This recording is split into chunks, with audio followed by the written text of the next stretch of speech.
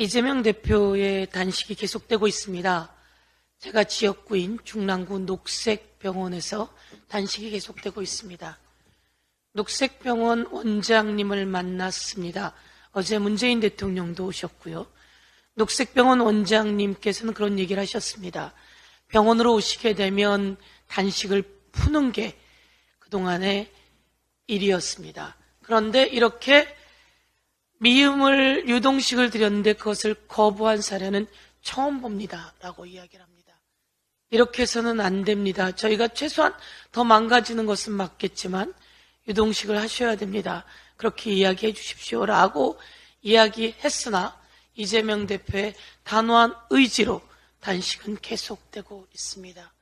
문재인 대통령이 오셨고 문재인 대통령은 이재명 대표의 머리를 만지시면서 이제 더 큰 싸움을 위해서 단식을 몸을 챙겨라 라고 이야기해 주셨습니다. 더 큰 싸움을 위해서 가야 합니다. 이런 생각을 해보았습니다. 김대중 대통령은 군부 독재로부터 사형 선고를 받았습니다. 잘못된 것을 저희가 그래도 바로 잡아 김대중 대통령을 만들 수 있었습니다. 노무현 대통령은 당당하게 검찰에 다녀오겠다라고 하고 당당하게 검찰에 다녀오시고 난 이후 엄청난 고뇌를 겪었고 끝내 논두렁시계라고 하는 잘못된 보도 가짜뉴스에 의해 이 세상을 떠나시는 일이 있었습니다. 지금 병실에 있는 이재명 대표가 얼마나 많은 고민이 있겠습니까? 대한민국을 위해서 이 무도한 검찰의 수사, 체포영장 등이 대한민국의 민주주의를 흔들고 있으면서 그 정점에 자신이 혹시 대한민국 민주주의에 대한민국 국민께 부담을 주는 것은 아닌가? 무도하고 부당한 것이 맞고 잘못된 수사가 맞고 증거 하나 없음에도 내가 혹시 대한민국에 부담을 주는 것은 아닐까라고 얼마나 고뇌가 많겠습니까? 그런데 이재명 대표는 흔들리지 않아야 합니다.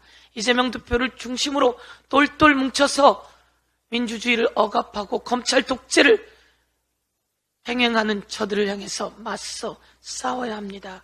그래서 우리는 이제 노무현 대통령님처럼 저들에게 잘못된 역사 다시 되풀이해서는 안 된다 이렇게 강력하게 이야기합니다.